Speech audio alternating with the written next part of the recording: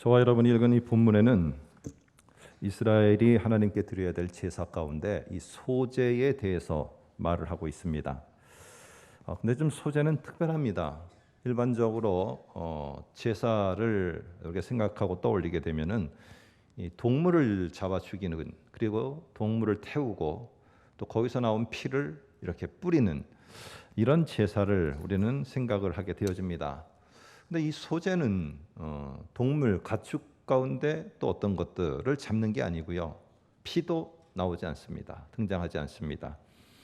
이 소제라는 것은 땅의 소산, 그러니까 곡식이라든지 과일, 기름, 특별히 오늘 저와 여러분이 읽은 이 본문에서는 이 곡식을 가루로 만들어서 그 가루를 가지고 그냥 뭐 하나님께 태워 올리든지, 아니면은 부침, 우리가 말하는 지짐이 같은 걸 만들어서 하든지, 아니면은 화덕에 우리가 말하는 피자, 빵 같은 거를 이렇게 해서 올리든지, 아니면은 또 냄비에 튀김 같은 거, 이런 것들을 해서 하나님께 드리든지 이렇게 하게 되어집니다.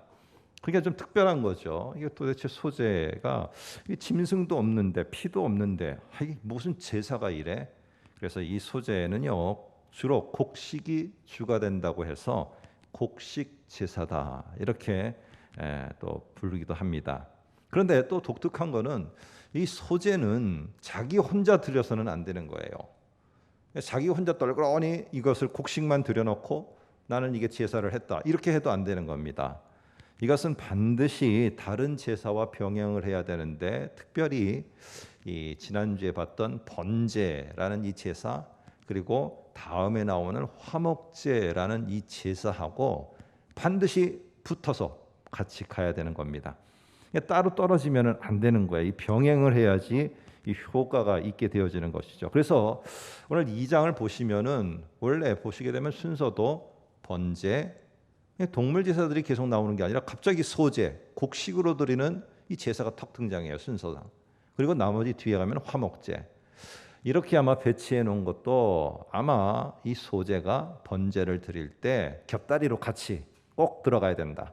화목제를 드릴 때도 이거는 꼭 곁다리로다가 지금 같이 드려야 된다 하는 이런 차원에서 이렇게 표현해 놓은 게 아닌가 또 사람들이 말을 하게 되어집니다. 자, 그러면 이 번제가 뭐길래 우리가 지난주에 봤지만은 번제의 곁다리로 들어가는 거 이거 안 해도 되는 거 아니냐? 둘 중에 하나만 하면 되지.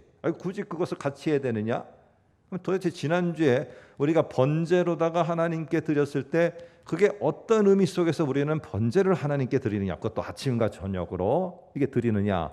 이거에 대해서 우리가 생각했습니다. 다시 한번 정리를 해보면은 이겁니다. 이스라엘은 하나님 앞에 나아갈 때 번제의 예물을 하나님께 태워드립니다. 그런데 그때 꼭 같이 해야 될 게 뭐냐 하면은 제물만 드리면 되는 게 아니에요. 이게 나중에 이스라엘이 타락하면 이렇게 되거든요. 제물만 드리면 안 되고 하나님 앞에 가슴을 찢으며 가슴을 애통하면서 나아가야 되는 겁니다. 그럴 때 하나님께서는 그 애통해하는 제사자를 보시고 그가 드린 제물을 보면서 속죄, 죄 용서의 은혜와 은총을 쫙 베풀어 주십니다. 그러면 은혜와 은총을 받은 이스라엘 백성은 하나님, 저희가 그래서 하나님 앞에 저희도 이 번제물이 타서 올라가는 그것처럼 저희들 자신을 하나님을 위해서 내어드립니다 라고 하면서 또 번제를 드리게 되어집니다.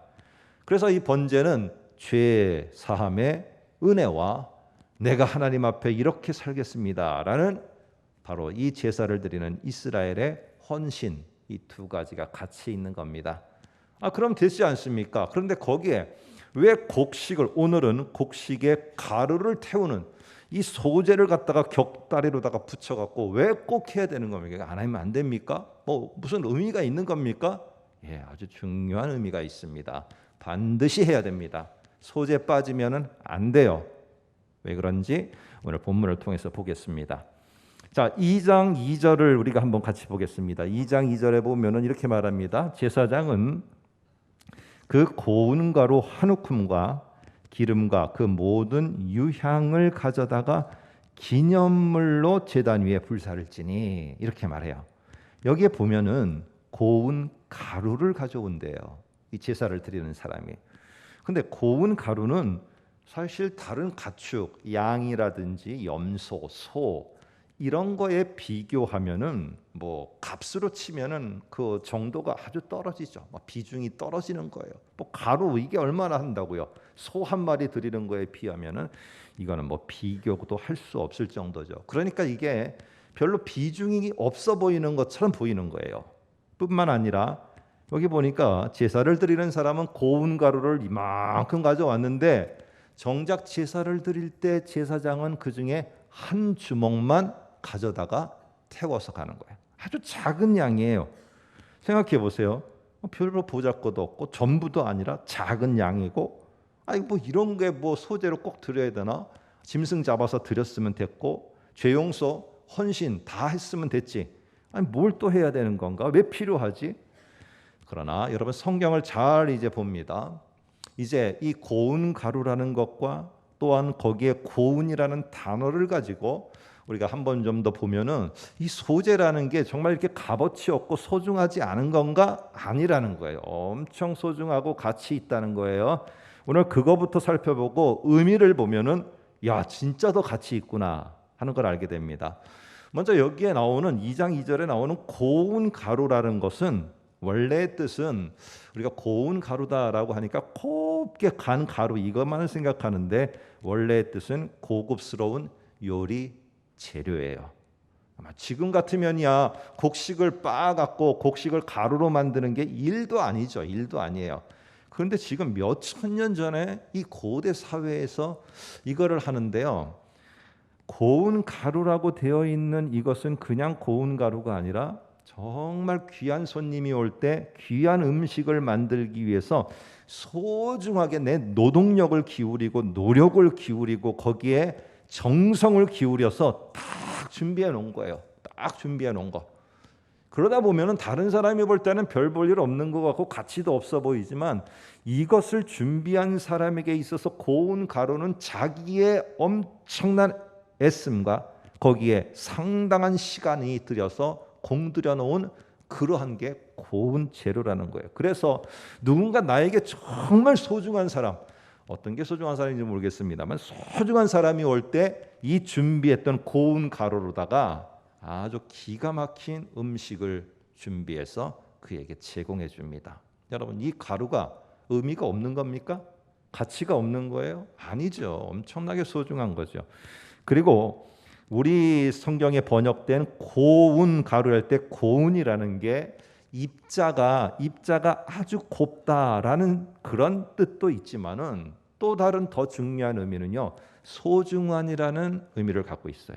그러니까 여기에는 고우면서도 소중한 가루예요.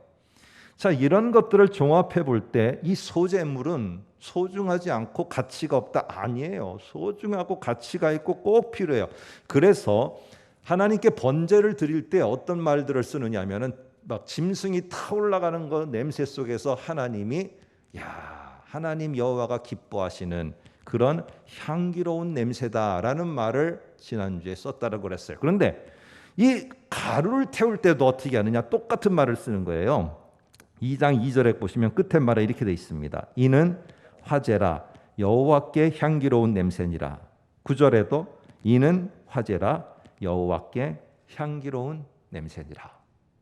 똑같은 말을 번제에 쓸 때도 썼는데 똑같은 말을 뭐 이런 거 별로 뭐 이게 소중해라고 생각하는 곡식의 가루를 태울 때도 똑같은 말을 하는 거예요. 오늘 하나님이 볼 때는 번제는 소재가 있어야지 번제다운 의미가 있게 돼요. 오늘 부부가 이런 말을 하죠. 부부가 살아가는데 다 이거는 나 때문에 당신이 이렇게 된 거야. 나 때문에 이렇게 된 거야. 이렇게 말합니다. 아니면 내가 스스로 내가 이렇게 된 거야. 아닙니다. 착각하지 마세요. 누군가 그 옆에 나의 배우자가 이렇게 있었기 때문에 내가 이렇게 빛날 수 있고 내가 이렇게 쓸 수 있는 거예요. 번제가 번제다울 수 있는 거는 소재가 있기 때문에 번제가 번제다울 수 있는 거예요. 오늘 이 말을 제가 하는 게 아니고 이 말을 누가 하느냐? 시편의 기자가 이 말을 하고 있다는 거예요. 한번 화면을 통해서 볼까요? 시편 20편 3절에 보면은 이 20편의 저자가 이런 말을 해요. 네 모든 소재를 하나님이 기억하시며 네 번제를 받아주시기를 원하노라. 뒤에 동사가 달라요. 잘 보세요. 성경을 주위에서 보면은요, 소제를 하나님이 받아주시며 네 번제를 받아주시기며 이렇게 말하지 않아요. 소제는 하나님이 어떻게 하신다고요? 기억하신다라고 이렇게 말을 해요. 그리고 번제는 어떻게 하느냐? 하나님이 받아주신다 이렇게 말을 해요. 자, 이 두 가지를 볼 때 이 번제와 소제는 떨어질 수가 없어요. 그러면 어떻게 되느냐?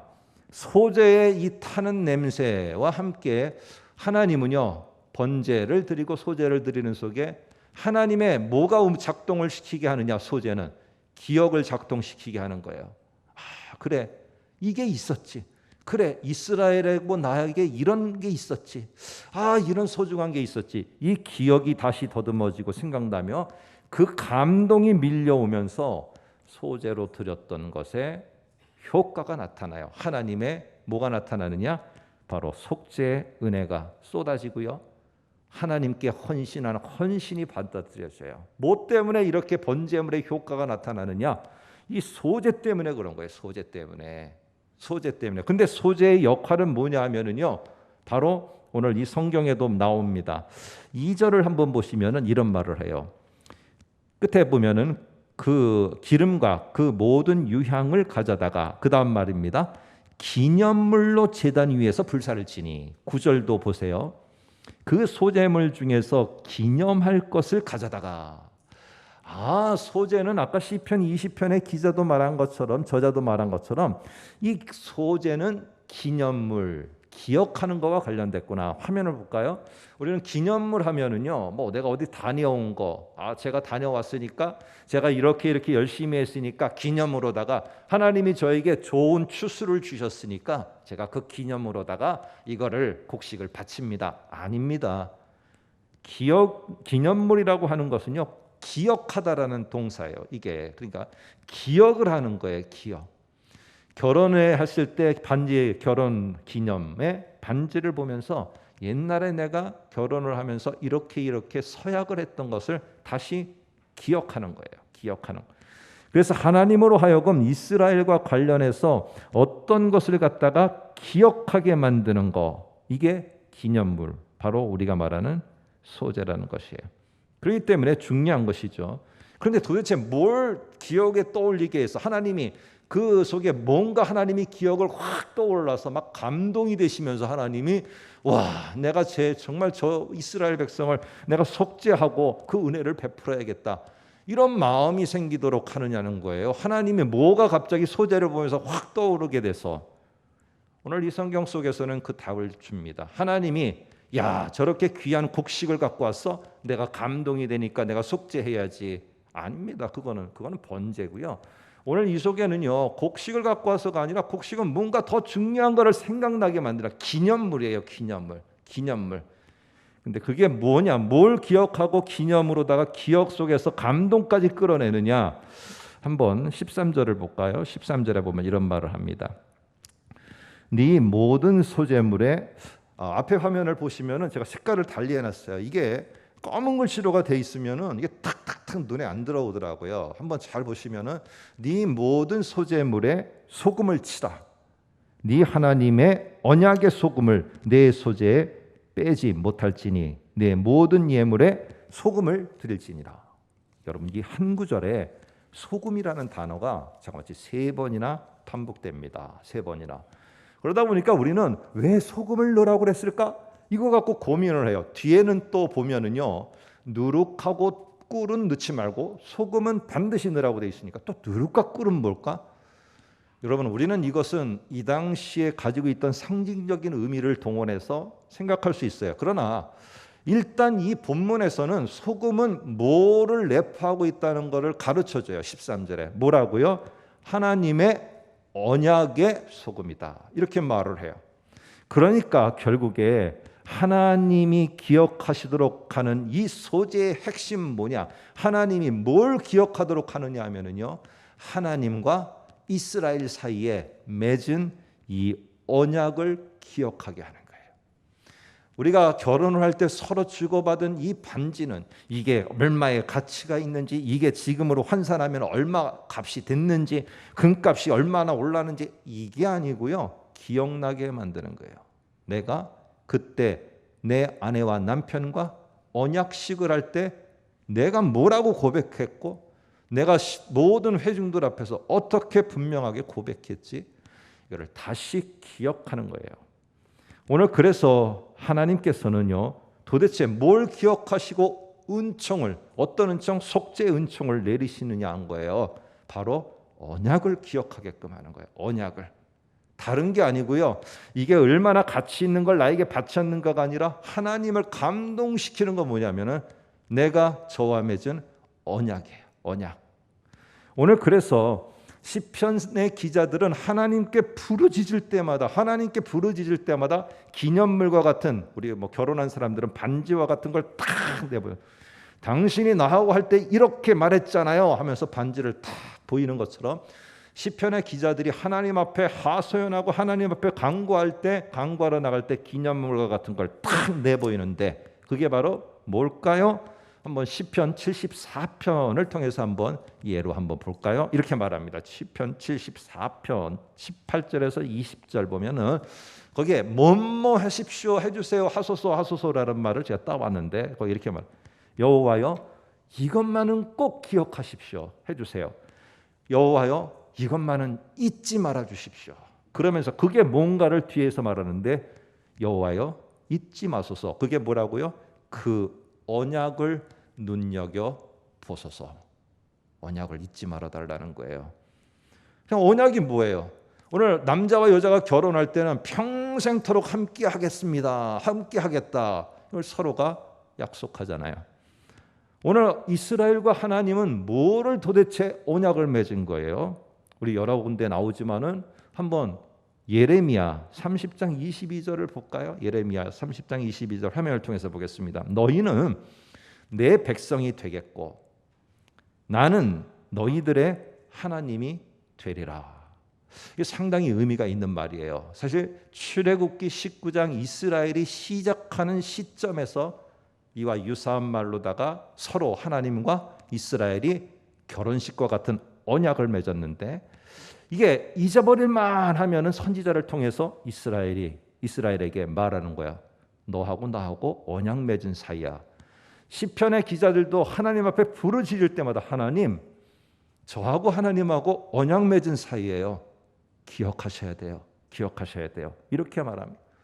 그런데 이 언약 맺은 사이가 언제까지 계속되느냐? 우리 구약에만 뭐 언약이라는 말이 나오고 끝난 게 아니라요. 요한계시록 21장 3절 화면을 통해서 볼까요? 하나님이 그들과 함께 계시리니 그들은 하나님의 백성이 되고 하나님은 친히 그들과 함께 계셔서. 우리 성경에는 여기까지만 돼 있어요. 근데 번호가 붙어 있어요, 거기에. 그리고는 밑에 뭐라고 써 있느냐? 다른 사본에는 뒤에 부분도 있더라는 거예요. 그래서 제가 뒤에 부분이 뭔가 붙여왔어요. 그들과 함께 계셔서 그들의 하나님이 되시고, 하나님과 우리와 맺은 하나님은 우리의 하나님이 되시고 우리는 하나님의 백성이 되는 것은 이 세상이 바뀌고 이 세상이 종말이 찾아와도 내가 이 땅에 있을 때나 죽음을 맞이하고 이 땅을 떠날 때도 저 하늘나라에서도 영원히 끝나지 않는 관계, 이게 하나님과 우리의 관계예요. 뭐 때문에? 언약 때문에. 누구를 통한 언약? 예수 그리스도의 십자가를 통한 언약 때문에. 절대로 끊어지지 않아요. 이 사실이 우리들에게 확신을 있게 다가와야 돼요. 여러분, 이게 왜 중요해요?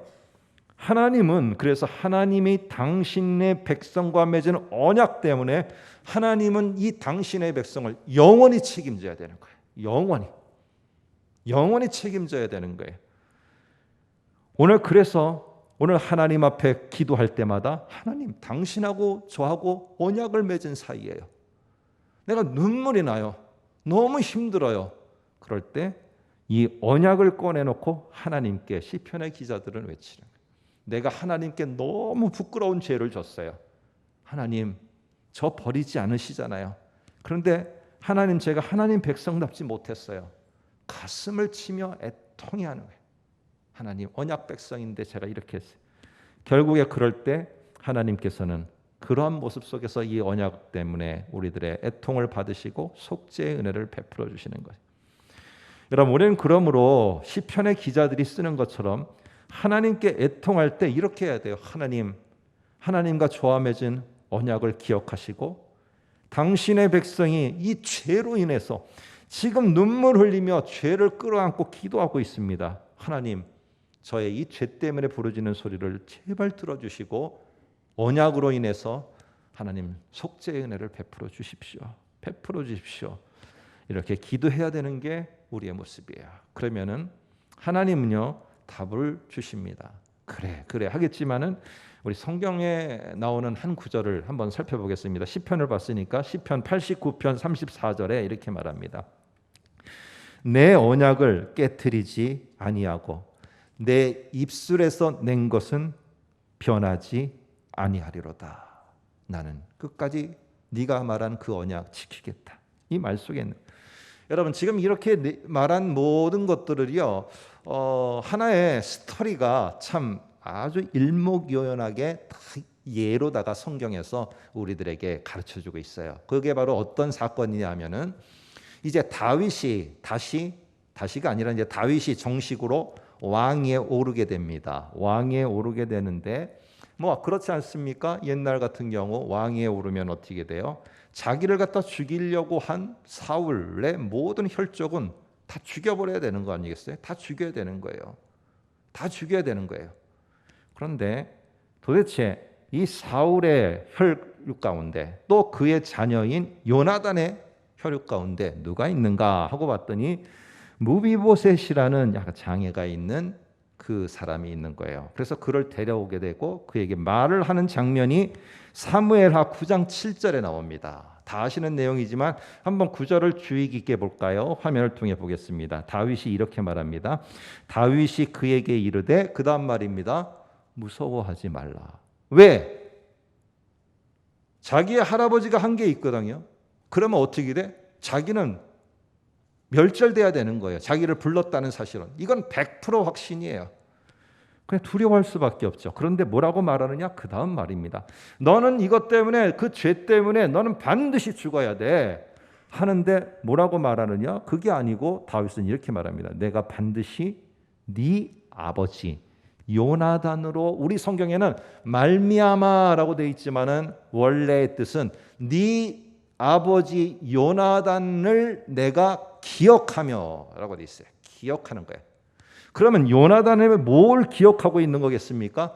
요나단하고 친분이 가까웠던 거 물론 그렇겠죠. 요나단하고 함께했던 시절, 요나단에게 무언가 많은 것들을 얻었던 시절 맞습니다. 그런데 성경에는 조금 더 구체적으로 말해요. 이 사건, 요나단과 다윗 사이에 뭐가 있었는가를 말하는데 사무엘상 20장 15, 16절에 보면은 이런 말이 나옵니다. 이에 요나단이 다윗의 집과 그 다음 말입니다. 언약하기를 이렇게 말을 해요. 근데 언약의 내용이 뭐냐? 내가 지금 내 아버지 집에서 너를 살려줄 텐데 너 꼭 이거 잊지 마라 하면서 그 다음에 뭐라고 말하느냐 하면은 너는 다윗은 인자함을 내 집에서 영원히 끊어버리지 말아라. 이 말은 뭐예요? 우리 내 자식들의 자식들에게 너 진멸을 내리지 말고 너의 인자함을 반드시 베풀어야 된다 하면서 결국에 요나단과 이 다윗 속에서 언약하기를 하면서 언약이 돼. 결국에 이 다윗은 기억을 한 겁니다. 그것을 기억을 하고 그 다음 말에 뭐냐? 네게 은총을 베풀리라. 이게 하나님과 이스라엘의 관계를 너무나도 일목요연하게 착 예로다가 말을 해주고 있어요.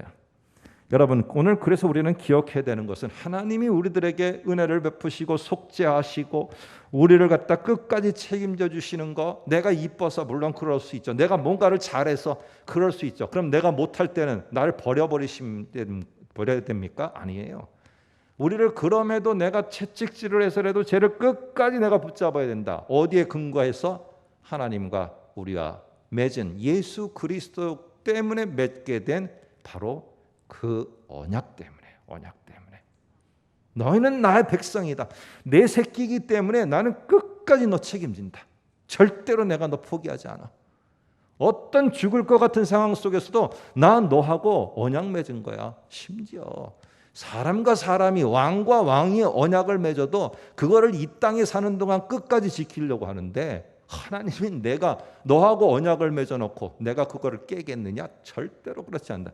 하나님은요, 언약 때문에 이 소재에 담긴 언약이라는 이것을 기억하게 만드는 이 소재에 들여진 소중한 언약 때문에 하나님은 우리에게 속죄의 은총도 베풀어 주시는 거고요.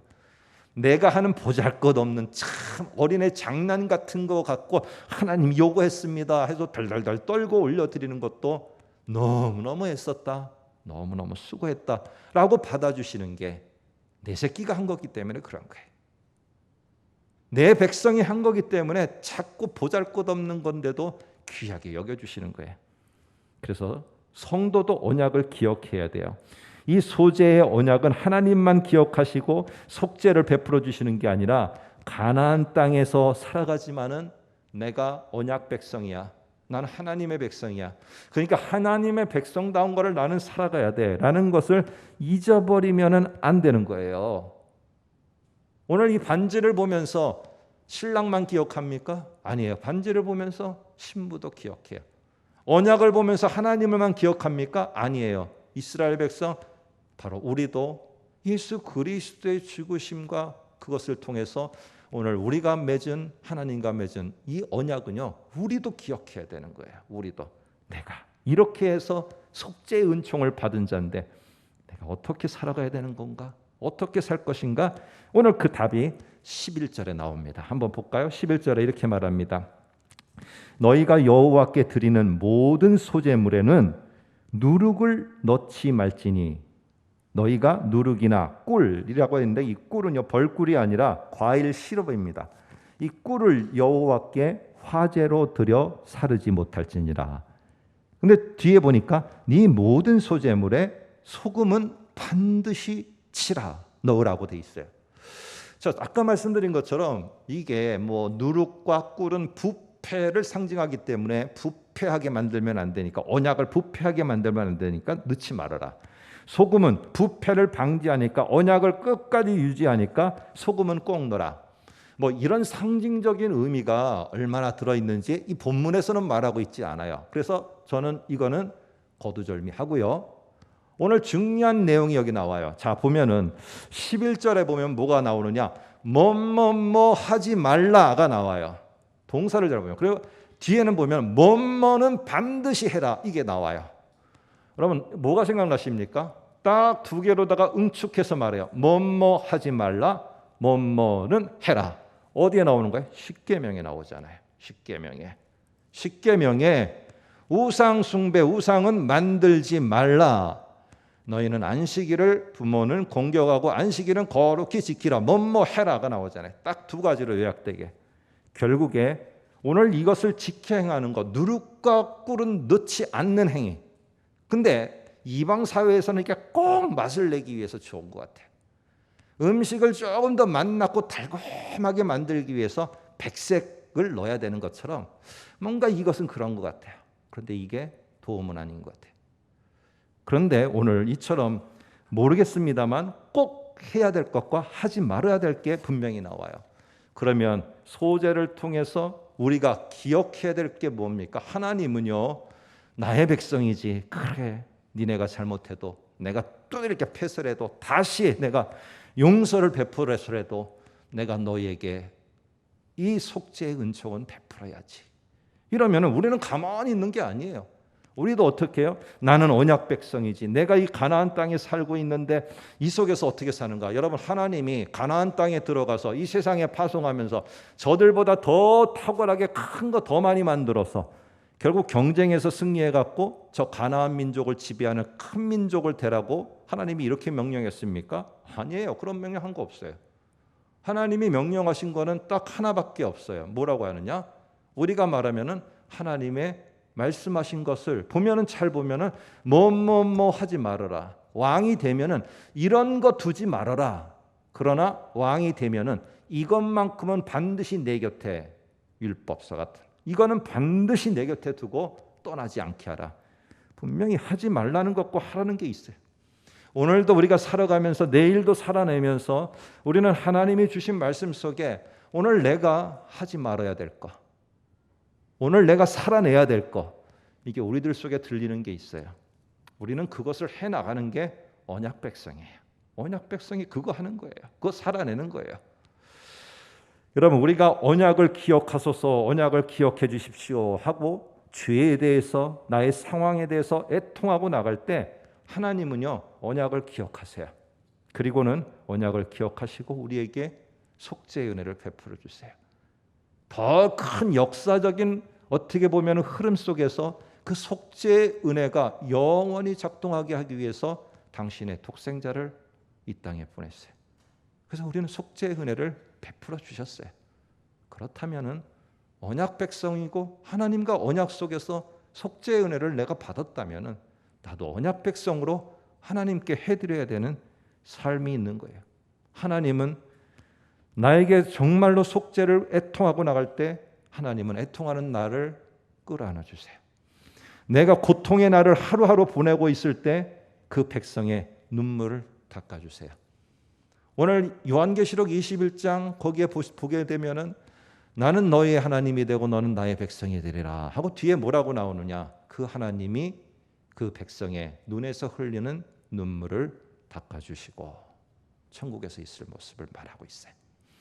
오늘 이처럼 주께서 그렇게 해주셨다면은 언약을 기억하는 것은 하나님만 아니라 우리도 기억해야 돼요. 내가 언약 백성이라고 하면은 어떻게 해야 되느냐? 그 속죄의 은혜를 받은 하나님의 백성이라면은 오늘 읽는 이 자리에서 내가 오늘을 살아가기 위해서 하나님이 나에게 주신 하지 말아야 될 것, 내가 그거를 묵묵히 지켜나가는 거예요. 해야 될 것, 내가 적극적으로 해나가는 거예요. 이렇게 한 걸음 한 걸음 가다 보면은 나는 그것만 따라서 한 걸음 그저 중심만 잡고 그것만 따라갔는데 나중에 돌아보면은 소위 말해서 우리가 표어로 걸고 있는 하나님의 놀라운 세일 행하심이 내가 걸어간 보잘것없는 한 걸음 속에서 그걸 보시고 하나님이 놀라운 세일과 큰 일을 이루신 것을 보게 되어집니다. 저와 여러분은 하나님의 언약 백성입니다. 기도하겠습니다.